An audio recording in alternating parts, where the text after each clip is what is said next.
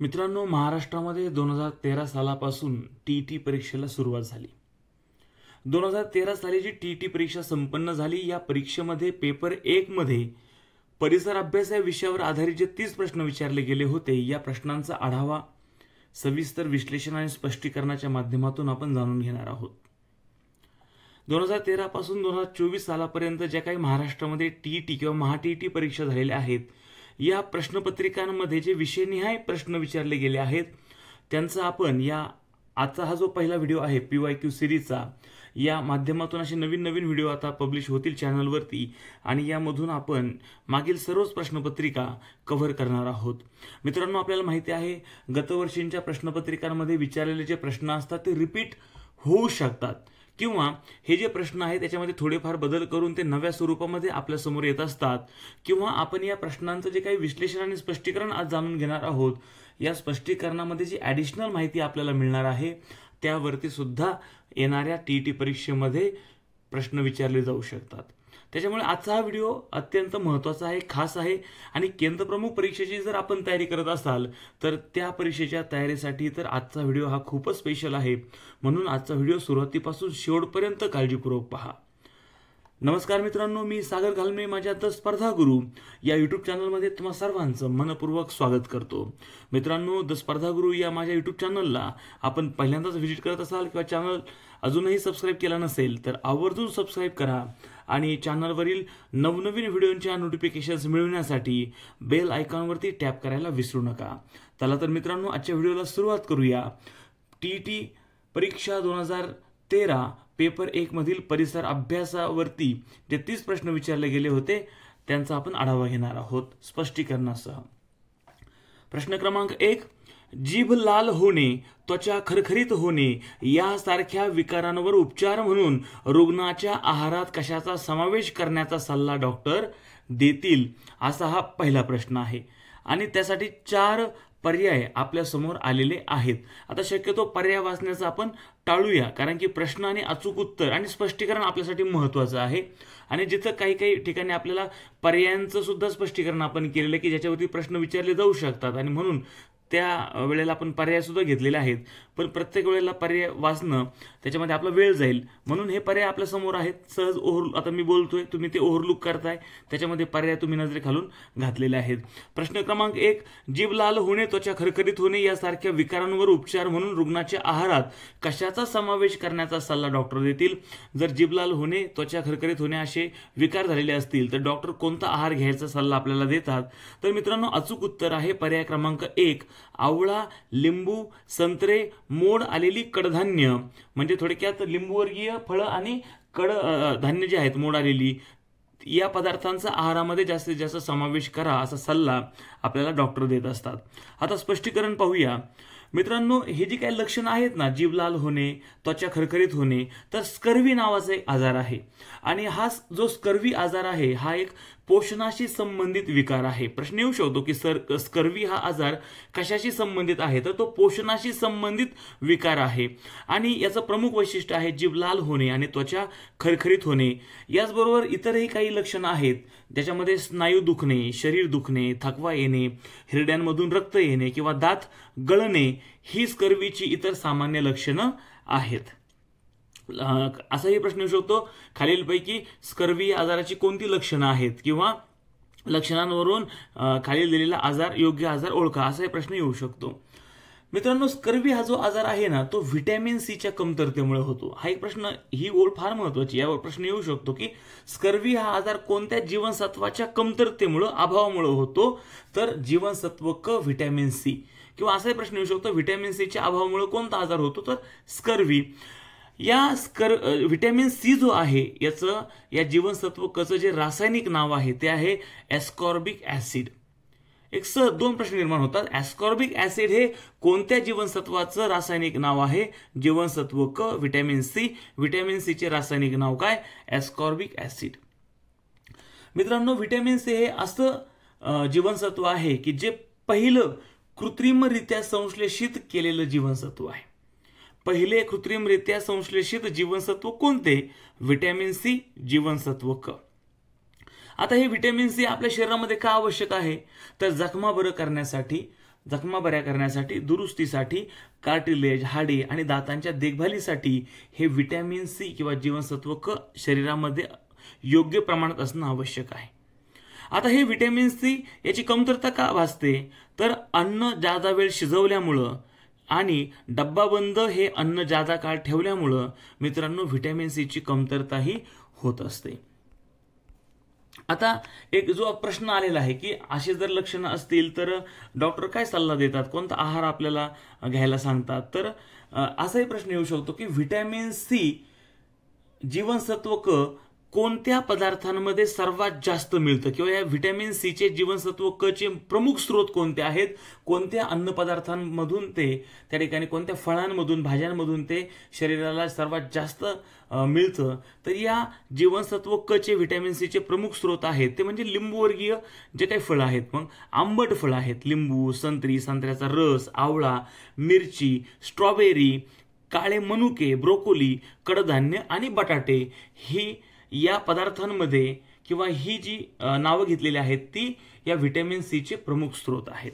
तर मित्रांनो अशा प्रकारे जिभेला लालसरपणा येतो, खडबडीत त्वचा होत असते आणि अशाग्रस्त झालेला एखादा जर पेशंट असेल तर डॉक्टर त्याला सल्ला देतात की तुम्ही लिंबूवर्गीय फळं खा किंवा आंबट फळं खा आणि कडधान्य जे आहेत मोड आलेली त्याची शिफारस ते करत असतात. तर मित्रांनो अशा पद्धतीने आपण आता हे 30 प्रश्न जाणून घेणार आहोत. तुम्ही द स्पर्धा गुरु हा युट्यूब चॅनल पाहताय आणि अजूनही सबस्क्राईब केला नसेल तर आवर्जून सबस्क्राईब करा. आणि जे स्पष्टीकरण आता आपण पाहिलं ना मित्रांनो, यावरती प्रश्न हे विचारले जाऊ शकतात, त्याच्यामुळे हे अत्यंत महत्त्वाचं आहे. आता हा जो प्रश्न क्रमांक 3 आहे, प्रश्न 2 पुढे आपण पाहूया. प्रश्न क्रमांक 3 जो आहे तो सोनकिडे कशासाठी उपयोगी पडतात. सोनकिडे जे आपल्याला माहिती आहे, आपले जे काही घरामध्ये कडधान्य असतात, तृणधान्य असतात, शक्यतो गहू, बाजरी, ज्वारी, याला हे सोनकिडे त्या पोत्यांमध्ये जास्त होतात. त्याला मग आपण उन्हामध्ये वाळवत वगैरे असतो किंवा जास्त झाले तर ते पूर्ण भुसा करून टाकतात आणि ते जे तृणधान्य आहे आपल्या घरामधलं ते पूर्ण खराब करून टाकतात. तर हे सोनकिडे कशासाठी उपयोगी पडतात असा एक प्रश्न आलेला आहे आणि 4 पर्याय आहेत. रेशीम संवर्धन, कीटक संवर्धन, मधमाशांच्या पोळ्यांचं संवर्धन आणि कीटक नियंत्रण. तर मित्रांनो याचं उत्तर आहे कीटक संवर्धन. कारण की नियंत्रण तर काय या सोनकिड्यांमुळे होत नाहीये, त्याच्या जास्तच वाढ होत आहे या कीटकांची. सोनकिड्यांची जर आपण त्याच्याकडे लक्ष दिलं नाही तर त्या ठिकाणी पूर्ण ते धान्य त्या पोत्यामध्ये ते पूर्ण त्या ठिकाणी त्याची वाढ होते, मोठ्या संख्येने वाढ होत असते आणि कीटकांचं संवर्धन यासाठी त्याचा उपयोग आहे. प्रश्न क्रमांक 2 जो आहे तो आहे खालील पर्यायातील प्राण्यांचा सर्वसाधारण आयुर्मानाप्रमाणे उतरता क्रम लावल्यास सुरुवातीपासूनचा दुसरा प्राणी कोणता. फक्त प्रश्न क्रमांक 3 आणि प्रश्न क्रमांक 2 मागे पुढे झालाय, पण आपल्यासाठी प्रश्न महत्त्वाचे आहेत, याच पेपरमधील आहेत, तुम्ही ते खात्री करू शकता. खालील पर्यायातील प्राण्यांचा सर्वसाधारण आयुर्मानाप्रमाणे उतरता क्रम लावल्यास सुरुवातीपासूनचा दुसरा प्राणी कोणता. 4 पर्याय आहेत, शहामृग, घरमाशी, कुत्रा आणि हत्ती. प्रश्न काय पहा मित्रांनो, सर्वसाधारण आयुर्मानाप्रमाणे उतरता क्रम लावल्यास, उतरता क्रम म्हणजे ज्याचं सर्वात जास्त आयुर्मान आहे त्याकडनं सर्वात कमी आयुर्मान असलेल्या प्राण्याकडे आपल्याला जायचं आहे. तर याचं अचूक उत्तर आहे पर्याय क्रमांक 1 शहामृग. आता स्पष्टीकरण पाहूया. पहा, जो हत्ती हा प्राणी आहे त्याचं सरासरी आयुष्य आहे 70 वर्ष. त्याहीपेक्षा तो जास्त जगतो, 90-100 वर्ष जगतो, पण त्याचं सरासरी जे आयुष्य आहे ते 70 वर्ष आहे. दुसऱ्या क्रमांकाला त्या ठिकाणी उतरता क्रम आपण पाहतोय, सर्वात जास्त कडून सर्वात कमीकडे. हत्ती या चौघांमध्ये सर्वात जास्त जगतोय, सरासरी आयुष्य 70 वर्ष. 2 नंबरला आहे हत्तीनंतर शहामृग, ज्याचं सरासरी आयुष्य आहे 40 ते 45 वर्ष. मात्र तो 70 वर्षांपर्यंत जगू शकतो, पण सरासरी त्याचं आयुष्य आहे 40 ते 45 वर्ष. तिसऱ्या क्रमांकाला येतोय तो आहे कुत्रा, जो माणसानं पाळलेला पहिला पाळीव प्राणी आहे. 10 ते 13 वर्ष हे त्याचं सरासरी आयुष्य आहे. आणि जी घरमाशी आहे तिचं या चौघांमध्ये सर्वात कमी आयुर्मान आहे, 15 ते 30 दिवस एवढं तिचं आयुर्मान आहे.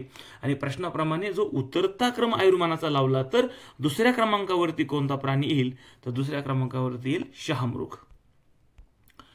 प्रश्न क्रमांक 4, मानवाचे किती दात पडून पुन्हा नव्याने दात येतात. आपल्याला माहिती आहे दाताचे 2 प्रकार आहेत, दुधी दात आणि कायमचे दात. तर आता 14, 20, 28 आणि 32. आता प्रश्न नीट बघा, मानवाचे किती दात पडून पुन्हा नव्याने दात येतात. तर मित्रांनो मानवाचे किती दात पडून पुन्हा नव्याने दात येतात, किती दात पडतात आणि मग नव्याने दात येतात. आता आपल्याला जे दुधी दात येतात ना, तर हे दुधी दात जे येतात ते येतात 20 दुधी दात. जे लहान बाळाचा जन्म झाल्यानंतर एक 7व्या-8व्या महिन्याच्या नंतर त्यांना दात यायला सुरुवात होते, काहींमध्ये ते 1.5 वर्षानंतर यायला लागतात. मात्र दुधी दात जे आहे त्यांची संख्या आहे 20 आणि अचूक उत्तर आहे ह्या प्रश्नाचं 20. आणि मित्रांनो, हे 20 दुधी दात पडल्यानंतर कायमचे दात येतात 28. जे कायमचे दात आहेत ते 28 येतात. आता वरच्या बाजूनं वरचे जे दात आहे त्याच्या 2 साईडला 2 बाजू ज्या आहेत वरच्या तिकडे 2 आणि खालचे जे दात आहेत त्याच्या 2 बाजूनं 2 असे वरती 2 आणि खाली 2 ज्या 4 कोपरे आहेत या ठिकाणी 4 अक्कल दाढा येतात. पण ह्या अक्कल दाढा सर्वांनाच उगवतील याची काही खात्री नाहीये. पण ह्या ज्यावेळेस उगवतात त्यावेळेला त्वचा जी आहे या जे आपल्या जो जबडा आहे आतमध्ये जे काही दात आहेत त्या दातांचे जे कोपरे आहेत त्या ठिकाणी त्वचा फाडून हे दात बाहेर येत असतात. याला इंग्रजीमध्ये विजडम टीथ असं म्हणतात, अक्कलदाढ असं याला म्हणतात. तर मित्रांनो, पूर्वीच्या काळी त्या ठिकाणी मांस वगैरे प्राणी त्या ठिकाणी शिकार करून मांस खायचा किंवा कठीण काय असेल आहार त्या ठिकाणी फळं वगैरे तोडताना दाताचा वापर तो करायचा. त्यावेळेला अक्कलदाढांचा जास्त वापर व्हायचा. परंतु आताचा जर आहार आपण पाहिला तर एकदम मऊ असं अन्न आपण खातो, त्याच्यामुळे अन्न चावायला एवढी तकलीफ होत नाहीये. शिळी जर भाकरी वगैरे असेल तर आपल्याला थोडंसं त्रास होतोय. मात्र आपले जे काही दात आहेत त्याचं पूर्वी हजारो वर्षांपूर्वीचा जो मानव होता त्याची गरज आणि आत्ताच्या मानवाची गरज, तर आत्ताचं अन्न हे फार मऊ आहे आणि त्याच्यामुळं सर्वच या अक्कलदाढांची गरज जी आहे या उत्क्रांतीच्या टप्प्यामध्ये ही कमी कमी होत चाललेली आहे. आणि म्हणून सर्वच मानवांना अक्कलदाढा येत नाहीत. आणि तरीसुद्धा अक्कलदाढांची संख्या धरून एकूण 32 दात मानवाच्या जबड्यामध्ये येतात. जसे कायमचे दात आहेत 28, अक्कलदाढा आल्यानंतर 32, म्हणजे 20 दात पडतात आणि त्यांची जागा हे 32 दात घेतात. त्याप्रमाणे आपल्या या दातांची त्या ठिकाणी रचना असते. प्रश्न क्रमांक जो पुढचा 5 आहे, पितळेची भांडी कोणत्या धातूंच्या मिश्रणापासून तयार करतात? पितळेची भांडी कोणत्या धातूंच्या मिश्रणापासून तयार करतात असाही प्रश्न येऊ शकतो की पितळ कोणत्या 2 धातूंपासून बनतं किंवा या धातूंपासून कोणतं त्या ठिकाणी मिश्र धातू बनतो असाही प्रश्न येऊ शकतो. तर 4 आपल्या समोर जोड्या दिलेल्या आहेत आणि अचूक उत्तर आहे पर्याय क्रमांक 1, जस्त आणि तांबे. जस्त आणि तांबे या 2 धातूंपासून पितळ हा मिश्र धातू तयार होतो मित्रांनो. आणि या जस्त म्हणजे झिंक आणि तांबे म्हणजे कॉपर या दोघांच्या मिश्रणामधून पितळ हा एक मिश्र धातू तयार होतो आणि यामध्ये तांब्याचं प्रमाण हे जास्तापेक्षा जास्त असतं. हे जे पितळ आहे ना हे गंज प्रतिरोधक आहे आणि टिकाऊ असल्यामुळं वेगवेगळी जी वाद्य आहेत, नळ, दागिने आणि विविध यंत्रांचे भाग बनवण्यासाठी पितळाचा प्रामुख्याने वापर केला जातो. पुढचा प्रश्न क्रमांक 6, खालील पर्यायांपैकी योग्य विधान कोणते? 4 विधानं आहेत पहा.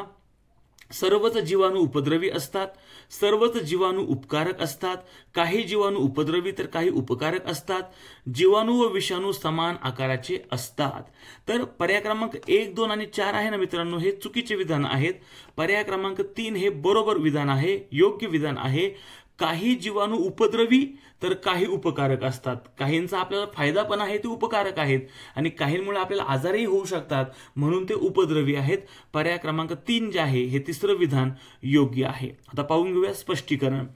तर मित्रांनो, शेवटचा जो विधान आहे ना त्याच्यासाठी हे आपल्याला महत्वाचं आहे. जीवाणू व विषाणू समान आकाराचे असतात का? तर ते नसतात.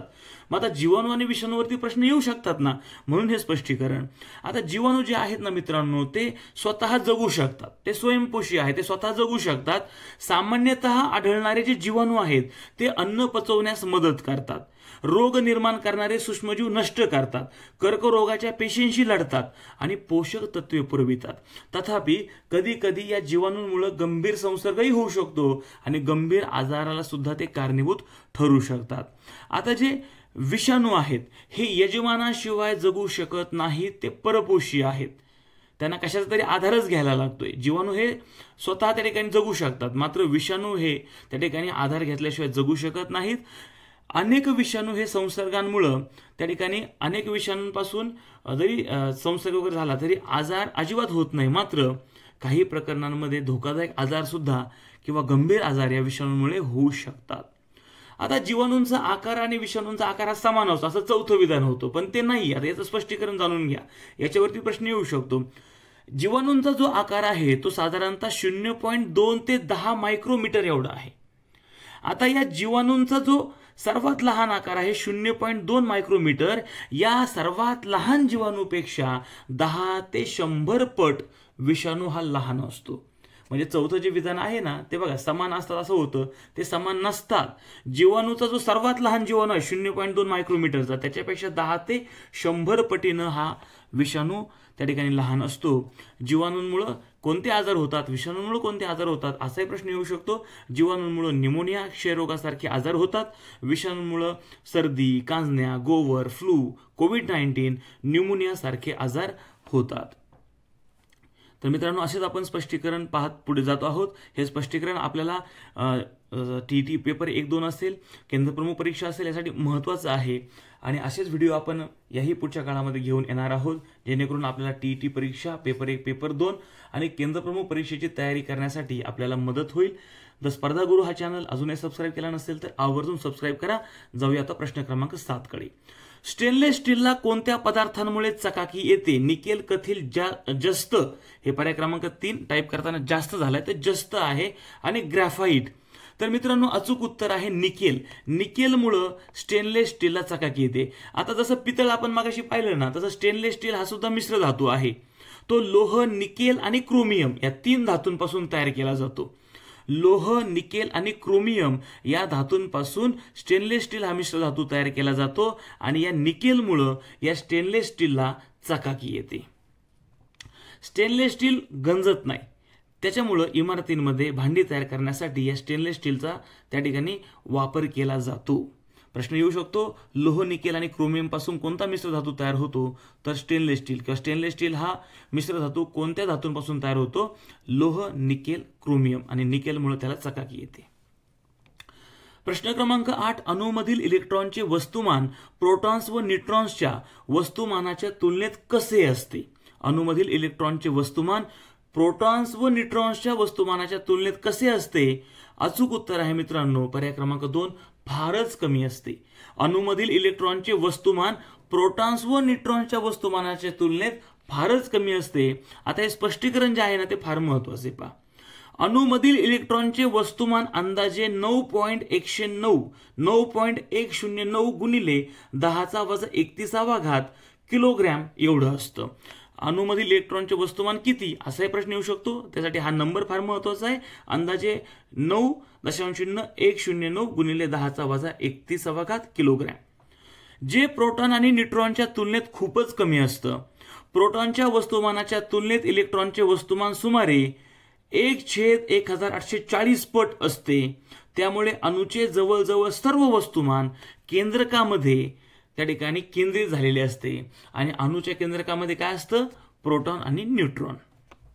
इलेक्ट्रॉनचं वस्तुमान हे फार नगण्य, आणि म्हणून प्रोटॉन आणि न्यूट्रॉन हे त्या ठिकाणी केंद्रकामध्ये असतात, आणि त्या ठिकाणी ते अणुवस्तुमान केंद्रित झालेलं असतं. आणि प्रोटॉन आणि न्यूट्रॉनची जी संख्या आहे त्याच्यावरूनच अणुवस्तुमानांक हा ठरवला जातो. इलेक्ट्रॉनचे वस्तुमान इतके कमी असल्यामुळे ते अणूच्या वस्तुमान संख्येत समाविष्ट केले जात नाहीत. जो अणुवस्तुमानांक आपण पाहतो ना त्याच्यामध्ये प्रोटॉन्स आणि न्यूट्रॉनची संख्या घेतली जाते. समजा एखाद्याचे प्रोटॉन 13 आहेत, न्यूट्रॉन 14 आहेत, तर अणुवस्तुमानांक किती? तर 13 आणि 14 27.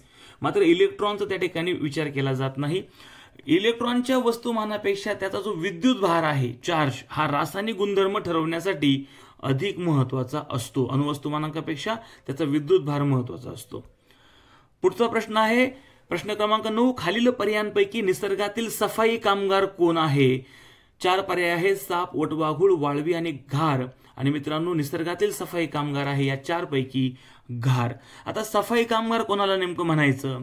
तर जे प्राणी मृतदेहांवर जगून निसर्गाची स्वच्छता करतात, त्या ठिकाणी निसर्गाची साफसफाई करतात, त्यांना निसर्गातील सफाई कामगार असे म्हणतात. आणि घार हा जो पक्षी आहे तो जे काही प्राणी त्यांचे मृतदेह असतात त्यावरती जे काही मांस वगैरे आहे ते खाऊन तो एक प्रकारे निसर्गाची स्वच्छता करत असतो, आणि म्हणून घार हे अचूक उत्तर आहे, आणि त्याला निसर्गातील सफाई कामगार असं म्हणतात. पुढचा प्रश्न आहे प्रश्न क्रमांक 10. ॲल्युमिनियमच्या अणूमध्ये 13 प्रोटॉन, 14 न्यूट्रॉन व 13 इलेक्ट्रॉन असतील तर ॲल्युमिनियमचा वस्तुमानांक किती असेल? आणि 4 पर्याय आहेत 26, 13, 27, 40. आता मागाशी तुम्हाला मी सांगितलं की अणुवस्तुमानांक म्हणजे काय, तर प्रोटॉन आणि न्यूट्रॉनची जी संख्या आहे त्याला अणुवस्तुमानांक म्हणायचं. 13 प्रोटॉन 14 न्यूट्रॉन झाले 27. इलेक्ट्रॉनचा तो विचार आपण अणुवस्तुमानांकामध्ये करत नाही. आणि प्रोटॉन आणि न्यूट्रॉनची संख्या म्हणजे अणुवस्तुमानांक. या प्रश्नाचं अचूक उत्तर आहे पर्याय क्रमांक 3, 27. अणुवस्तुमानांक ॲटॉमिक मास नंबर हा ए या अक्षरानं दर्शवतात. सहज प्रश्न येऊ शकतो, अणुवस्तुमानांक खालीलपैकी कोणत्या अक्षरानं दाखवला जातो, दर्शवतात, तर ए. ॲटॉमिक मास नंबर असं त्याला म्हणतात. अणुवस्तुमानांक म्हणजे अणूच्या केंद्रातील प्रोटॉन व न्यूट्रॉनची संख्या. 13 प्रोटॉन 14 न्यूट्रॉन 27 हा जो काही बेरीज येते आहे यालाच म्हणायचं अणुवस्तुमानांक. ॲल्युमिनियमचा अणुवस्तुमानांक आहे 27. प्रश्न क्रमांक 11. सौर घटाचा वापर करून खालीलपैकी कोणकोणत्या ठिकाणी वीज पुरवठा करता येईल. 5 विधानं त्या ठिकाणी 5 मुद्दे दिलेले आहेत. अवकाशातील मानवनिर्मित उपग्रह, औषध साठवण्याचे शीतकपाट, वीज तापक, स्वयंपाक करणे आणि 5वा मुद्दा आहे दुर्गम प्रदेशातील पाणी उपसणारे पंप. तर मित्रांनो अचूक उत्तर आहे, आता 4 पर्याय आपल्या समोर आहेत आणि हे 5ही जे काही मुद्दे आहेत ना, या 5ही मुद्द्यांमध्ये सौर घटाचा वापर केला जातो. आपल्याला माहिती आहे अवकाशामध्ये सगळे जे काही मानवी उपग्रह प्रक्षेपित करतो आपण ते कार्य करतात, ते सगळे सौर ऊर्जेवरती करतात. दुर्गम प्रदेशामध्ये जे पाणी उपसण्यासाठी त्या ठिकाणी वीजच नसते, तर मग या सौर घटाचा वापर करून त्या ठिकाणी पंप चालवले जातात. मग आपल्या घरामध्ये जे काही आपण सौर घटाचा वापर करून जे काही विद्युत मिळवत आहोत त्याच्या माध्यमातून जे काही स्वयंपाक करणं असेल, औषध साठवण्याचं शीतकपाट वगैरे असेल, वीज तापक आहे, हे सगळ्या गोष्टी ज्या आहेत याच्यासाठी सौर घटाचा वापर करून वीज पुरवठा हा केला जातो. म्हणून या प्रश्नाचं अचूक उत्तर आहे पर्याय क्रमांक 4 सर्व मुद्दे बरोबर, अ, ब, क, ड आणि ई. प्रश्न क्रमांक 12. जागतिक आरोग्य दिन कोणत्या दिवशी साजरा केला जातो. अत्यंत महत्त्वाचा प्रश्न आहे मित्रांनो. हा अनेक वेळेला अनेक परीक्षांमध्ये रिपीट झालेला प्रश्न आहे. जागतिक आरोग्य दिन कोणत्या दिवशी साजरा केला जातो, तर मित्रांनो 7 एप्रिल या दिवशी तो साजरा केला जातो.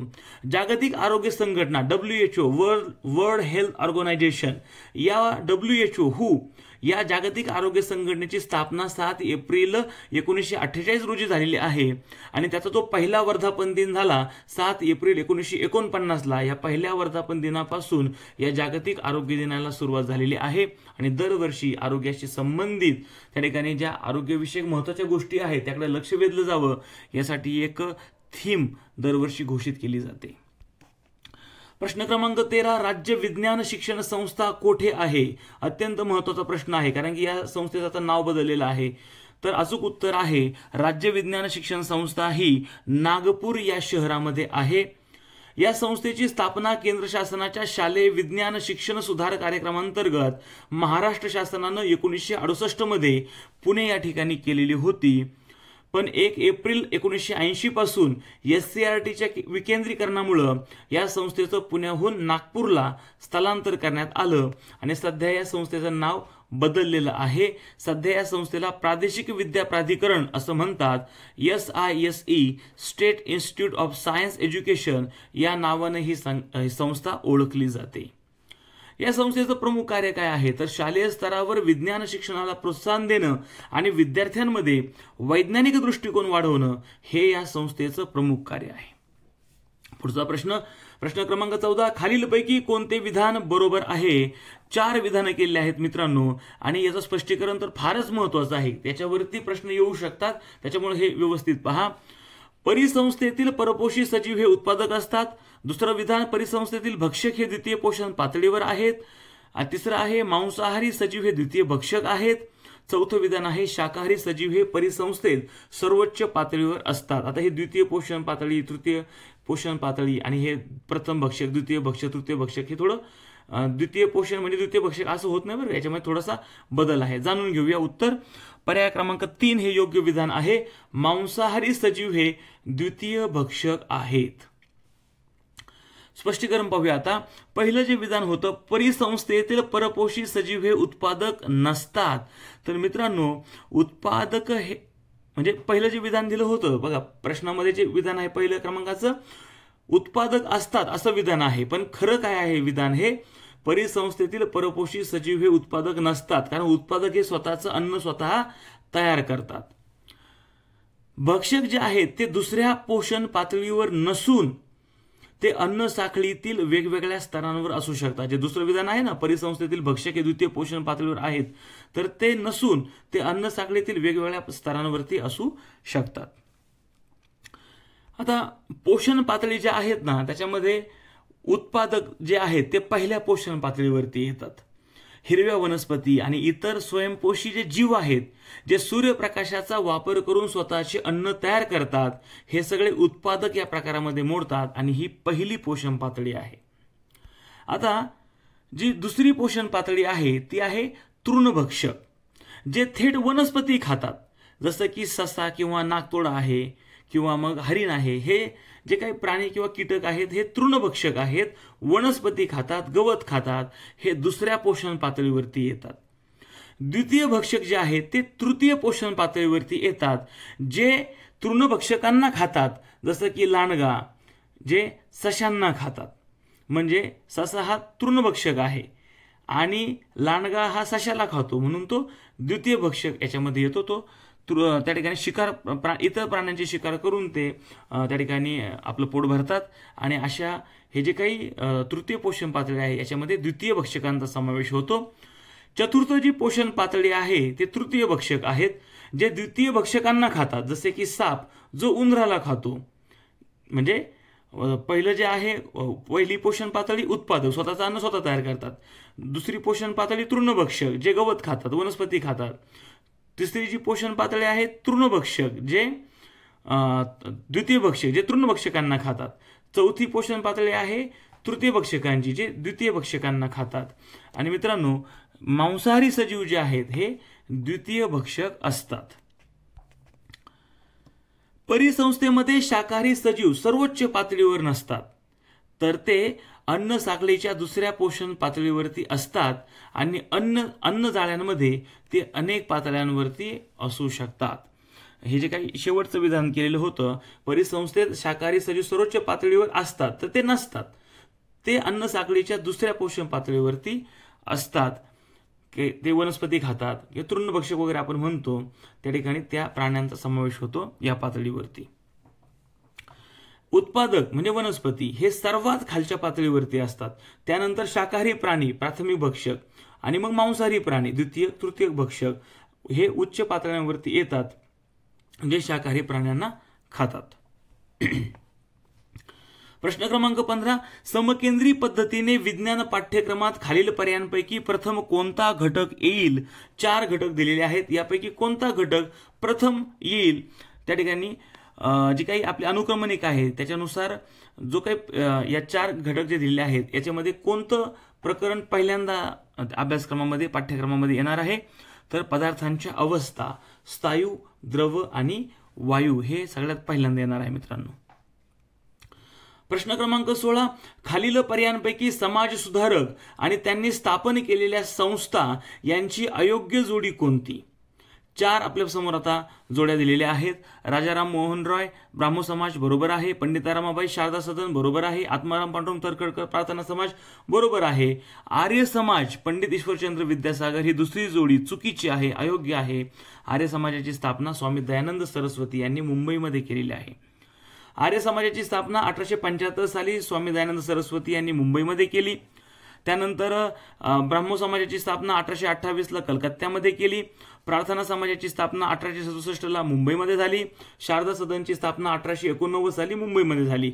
फक्त या 4 पर्यायामधलं ब्राह्मो समाज कलकत्त्याला आहे, आर्य समाज, शारदा सदन आणि प्रार्थना समाज तीनही संस्था या मुंबईमध्ये स्थापन झालेल्या आहेत. प्रश्न क्रमांक 17. प्रतियोगी सहकारिता हे तत्व जाहीर करणारे खालील पर्यायांपैकी कोण? प्रतियोगी सहकारिता हे तत्व कोणी जाहीर केलं? तर अचूक उत्तर आहे मित्रांनो, भारतीय असंतोषाचे जनक लोकमान्य टिळक यांनी हे प्रतियोगी सहकारिता हे तत्व जाहीर केलेलं होतं. प्रश्न क्रमांक 18. मुरुंब देवाचा किल्ला आणि खेळणा किल्ला यांना छत्रपती शिवरायांनी अनुक्रमे कोणती नावं नव्यानं दिलेली होती?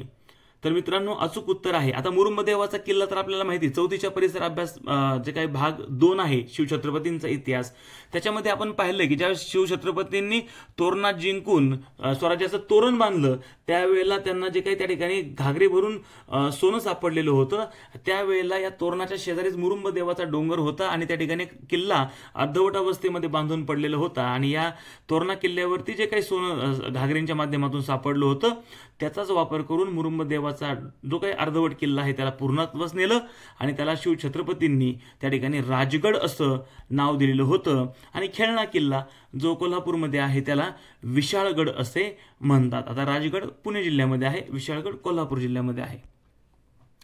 प्रश्न क्रमांक 19 खालील पर्यायातील शिवरायांच्या अष्टप्रधान मंडळातील मंत्रिपद आणि त्यांची कामे यांची योग्य जोडी कोणती? तर मित्रांनो योग्य जोडी विचारलेली आहे आणि योग्य जोडी आहे सचिव जे आज्ञापत्रे तयार करतात. आणि शिवछत्रपतींचे जे काही पहिलं अष्टप्रधान मंडळ होतं त्याच्यामध्ये अण्णाजी दत्तो हे सचिव होते. पंडितराव हे धर्माची कामं पाहतात. मोरेश्वर पंडितराव हे जे पहिलं अष्टप्रधान मंडळ आहे त्याच्यामधली ही नावं आहेत. पंडितरावांचं मुख्य काम आहे धर्माची कामं पाहणं आणि पहिले पंडितराव होते मोरेश्वर पंडितराव. अमात्य ज्यांचं काम होतं राज्याचा जमा खर्च पाहणे आणि पहिले अमात्य होते रामचंद्र नीलकंठ मुजुमदार. सुमंत ज्यांचं काम आहे परराज्यांशी संबंध ठेवणे, रामचंद्र त्रिंबक डबीर हे त्या ठिकाणी स्वराज्याचे पहिले सुमंत. स्वराज्य म्हणजे ज्या वेळेला अधिकृत छत्रपती शिवछत्रपती झाले त्यावेळेच हे अष्टप्रधान मंडळ आहे. त्याच्यानुसार असाही प्रश्न येऊ शकतो की अष्टप्रधान मंडळामधील पहिले हे कोण, पंडितराव कोण, पहिले सचिव कोण, पहिले अमात्य कोण, पहिले सुमंत कोण, पहिले प्रधान कोण, अशा पद्धत किंवा न्यायाधीश कोण, असे प्रश्न येऊ शकतात. हे महत्वाचं आहे, अष्टप्रधान आपल्याला तोंडपाठच असलं पाहिजे. प्रश्न क्रमांक 20 मानवी उत्क्रांतीतील ताठकण्याचा माणूस खालील पर्यायांपैकी कोणता? तर मित्रांनो ताठकण्याचा माणूस म्हणजे होमो इरेक्टस. आता हे बघा पहिले 2 प्रश्न शिवछत्रपतींवर झाले ते एक किल्ल्याचा आणि अष्टप्रधानचा तो 4थीच्या पुस्तकावर. आता हा जो प्रश्न आहे तो 5वीच्या पुस्तकावर आधारित आहे आणि 5वीच्या परिसर अभ्यास भाग 2चा पूर्ण आढावा आपण 3 व्हिडिओच्या माध्यमातून घेतलेला आहे आणि ते 3 व्हिडिओ मी नुकतेच माझ्या या चॅनलवरती त्या ठिकाणी पोस्ट केले आहे. त्याला चांगला प्रतिसाद सुद्धा आपला मिळालेला आहे. तर त्याच्यामध्ये आपण काही मानव पाहिले होते. तर पहिला मानव आहे कुशल मानव होमो हॅबिलस, नंतर ताठकण्याचा मानव होमो इरेक्टस, त्याच्यानंतर शक्तिमान मानव निअँडरथल मॅन, त्याच्यानंतर बुद्धिमान मानव होमो सेपियन, त्याच्यानंतर प्रगत बुद्धीचा मानव होमो सेपियन सेपियन. हे आपल्याला पाठच असलं पाहिजे, माहितीच असलं पाहिजे. प्रश्न क्रमांक 21 पृथ्वीवर सूर्य पूर्वेला उगवतो व पश्चिमेला मावळतो कारण? आपल्यासमोर हे 4 पर्याय देण्यात आलेले आहेत आणि मित्रांनो अचूक उत्तर आहे पर्याय क्रमांक 2. पृथ्वीवर सूर्य पूर्वेला उगवतो पश्चिमेला मावळतो कारण पृथ्वी स्वतःभोवती पश्चिमेकडून पूर्वेकडे फिरते. पृथ्वी स्वतःभोवती पश्चिमेकडून पूर्वेकडे फिरते म्हणून पृथ्वीवर सूर्य पूर्वेला उगवतो पश्चिमेला मावळतो. प्रश्न क्रमांक 22 खालीलपैकी कोणते गोड्या पाण्याचे सरोवर नाही? गोड्या पाण्याचं सरोवर नाही. 4 पर्याय आपल्या समोर आहेत आणि अचूक उत्तर आहे पर्याय क्रमांक 2 सांबर. मित्रांनो गोड्या पाण्याचं सरोवर नाही म्हणजे ते खाऱ्या पाण्याचं असावं. तर सांबर हे खाऱ्या पाण्याचे सरोवर आहे. याच्यामधलं कोलेरू आणि उलर हे गोड्या पाण्याचं सरोवर आहे आणि कॅन्सो नावाचं सरोवर नाहीये. हे तिबेटी नाव आहे कॅन्सो. सो याचा अर्थ असा होतो झील किंवा सरोवर आणि त्या ठिकाणी एक नॅम्सो नावाचं झील त्या ठिकाणी आहे पण कॅन्सो नावाचं काही सरोवर नाहीये. एखादा पर्याय असा पण डमी दिलेला असतो ज्याच्यामध्ये आपण फसतो. तर जे काही कोलेरू धरण आहे कोलेरू तलाव किंवा कोलेरू जे सरोवर आहे, धरण आता वेगळं धरण ही व्याख्या पूर्ण वेगळी आहे. धरण हे मानवनिर्मित आहे, सरोवर हे निसर्ग निर्मित आहे. कोलेरू हे जे सरोवर आहे ते आंध्र प्रदेशमधील जे एलोरू जिल्हा आहे त्याच्यामध्ये हे वसलेलं आहे आणि ते गोड्या पाण्याचा सरोवर आहे. सांबर हे राजस्थानमधील नागौर आणि जयपूर जिल्ह्यामध्ये आहे, ते खाऱ्या पाण्याचं आहे. उलर हे जम्मू काश्मीरमधील बांदीपोरा जिल्ह्यामध्ये आहे आणि तेही गोड्या पाण्याचं सरोवर आहे. प्रश्न क्रमांक 23 खालील पदातील समान संबंध ओळखून प्रश्न सोडवा. रायगड अलिबाग तर प्रश्नचिन्ह दिलंय आणि वांद्रे पूर्व म्हणजे रायगड जिल्ह्यामधलं अलिबाग हे ठिकाण आहे तर कोणत्या जिल्ह्यामध्ये वांद्रे पूर्व येतंय? 4 प्रश्न पर्याय आपल्या समोर आहेत. अचूक जिल्ह्याचं नाव आहे मुंबई उपनगर. वांद्रे पूर्व जे आहे ते मुंबई उपनगर या जिल्ह्यामध्ये त्याचा समावेश होतो. प्रश्न क्रमांक 24 खालीलपैकी अयोग्य विधान कोणते? हे 4 विधानं आपल्या समोर आहेत. हिम व बर्फ यात फरक असतो. हिम व बर्फ यांचे गुणधर्म समान असतात. हिम अपारदर्शक तर बर्फ पारदर्शक असतो. अतिउंच ठिकाणी हिमवृष्टी होते. तर मित्रांनो, अयोग्य विधान विचारले, चुकीचं विधान विचारलेलं आहे आपल्याला, आणि चुकीचं विधान आहे पर्याय क्रमांक 2 याचं उत्तर आहे. आपल्याला चुकीचं विधान ओळखायला त्या ठिकाणी सांगितलेलं होतं. हिम व बर्फ यांचे गुणधर्म समान असतात. आता हे जे 3 आहेत ना, याच्यामध्येच 1, 3 आणि 4 मध्येच कळतंय आपल्याला की हिम आणि बर्फ हे सारखं नाही म्हणून. तर हिम व बर्फ यांचे गुणधर्म समान नसतात हे खरं विधान आहे. हिम व बर्फ यामध्ये फरक असतो. हिम अपारदर्शक आहे तर बर्फ पारदर्शक असतो. अति उंच ठिकाणी हिमवृष्टी होत असते. प्रश्न क्रमांक 25, आसाम या घटक राज्याची सीमा एकूण किती राज्यांना त्या ठिकाणी संलग्न आहे? आसाम या घटक राज्याची सीमा एकूण किती राज्यांना संलग्न आहे? तर मित्रांनो, अचूक उत्तर आहे पर्याय क्रमांक 1, 7 घटक राज्यांना संलग्न आहे. मग कोणती कोणती राज्य आहेत? तर आसामच्या उत्तरेला आहे अरुणाचल प्रदेश, दक्षिणेला आहे मेघालय, त्रिपुरा आणि मिझोराम, हे झाले 4. पूर्वेला आहे नागालँड आणि मणिपूर, हे झाले 6. आणि पश्चिमेला आहे पश्चिम बंगाल. असे 7 राज्यांची सीमा त्या ठिकाणी आसामला संलग्न आहे. अरुणाचल प्रदेश, मेघालय, त्रिपुरा, मिझोराम, नागालँड, मणिपूर आणि 7वं पश्चिम बंगाल. यावर प्रश्न येऊ शकतो मित्रांनो. प्रश्न क्रमांक 26, राष्ट्रपती हे टिंबटिंब नसतात. आणि अचूक उत्तर आहे. यावरती अनेक वेळेला प्रश्न विचारला गेलेला आहे. राष्ट्रपती हे केंद्र शासनाचे कार्यकारी प्रमुख नसतात. कार्यकारी प्रमुख आपल्याला माहिती आहे, पंतप्रधान हे देशाचे कार्यकारी प्रमुख असतात. राष्ट्रपती हे देशाचे प्रथम नागरिक असतात, देशाचे वास्तविक प्रमुख असतात आणि देशाचे घटनात्मक प्रमुख असतात. देशाच्या 3ही सैन्य दलांचे ते सरसेनापती असतात. प्रश्न क्रमांक 27, राज्यघटनेनुसार शिक्षण हा विषय कोणत्या सूचीमध्ये समाविष्ट आहे? आणि मित्रांनो, अनेक पेपरला हा प्रश्न आलेला आहे. अचूक उत्तर आहे पर्याय क्रमांक 3, समवर्ती सूची. मित्रांनो, समवर्ती सूची जी आहे म्हणजे काय? तर समवर्ती सूचीमध्ये त्या ठिकाणी भारतामध्ये शिक्षण हा विषय समवर्ती सूचीमध्ये येतो. याचा अर्थ केंद्र आणि राज्य सरकार दोघेही या विषयावरती कायदे करू शकतात. पूर्वी हा विषय राज्य सूचीमध्ये होता, पण 1976ला जी 42वी घटना दुरुस्ती झाली त्याद्वारे तो समवर्ती सूचीमध्ये समाविष्ट करण्यात आलेला आहे. समवर्ती सूचीमधील जे काही विषय असतात त्या संदर्भात केंद्र आणि राज्य दोन्ही सरकार कायदे करू शकतात. प्रश्न क्रमांक 28, खालील पर्यायातील गटात न बसणारा पर्याय कोणता? 4 संस्थांची नाव आपल्या समोर आहेत. आणि मित्रांनो, अचूक उत्तर आहे जागतिक व्यापार संघटना, WTO, वर्ल्ड ट्रेड ऑर्गनायझेशन. का? तर जागतिक आरोग्य परिषद ही संयुक्त राष्ट्र संघटनेची एक उपसंस्था आहे. अन्नधान्य व कृषी परिषद ही सुद्धा संयुक्त राष्ट्रानं स्थापन केलेली आहे. आणि युनेस्को जे आहे, संयुक्त राष्ट्राची शैक्षणिक, वैज्ञानिक व सांस्कृतिक परिषद, ते सुद्धा त्याच्या नावाच्या सुरुवातीलाच आहे युनायटेड नेशन्स. तर संयुक्त राष्ट्र संघाची ही त्या ठिकाणी उपशाखा आहे. तर जागतिक व्यापार संघटना ही मात्र स्वतंत्र संस्था आहे, म्हणून अचूक उत्तर आहे पर्याय क्रमांक 2. या संस्थेचं त्या ठिकाणी मुख्य काम आहे ते म्हणजे आंतरराष्ट्रीय व्यापाराचे नियम ठरवणारी आणि त्यांचे नियमन करणारी ही एक महत्त्वाची संस्था आहे, वर्ल्ड ट्रेड ऑर्गनायझेशन. प्रश्न क्रमांक 29, इतिहास विषयाच्या त्रिमितीय संरचनेबाबत खालीलपैकी कोणते विधान बरोबर आहे? 2 विधानं केलेली आहेत. पहिलं आहे प्राचीन, अर्वाचीन व मध्ययुगीन भाग पाडल्यास त्याच स्थळानुसार संरचना म्हणतात. आणि दुसरं विधान आहे राजकीय, सामाजिक व आर्थिक भाग पाडल्यास त्याच विषयानुसार संरचना म्हणतात. मित्रांनो, हे इतका सोपा प्रश्न होता, लक्षात घ्या. पहिल्या प्रश्नामध्ये कळतं की पहिलं विधान चुकीचं आहे. कसं? प्राचीन, अर्वाचीन आणि मध्ययुगीन हे काय आहे? कालखंडाशी संबंधित आहे.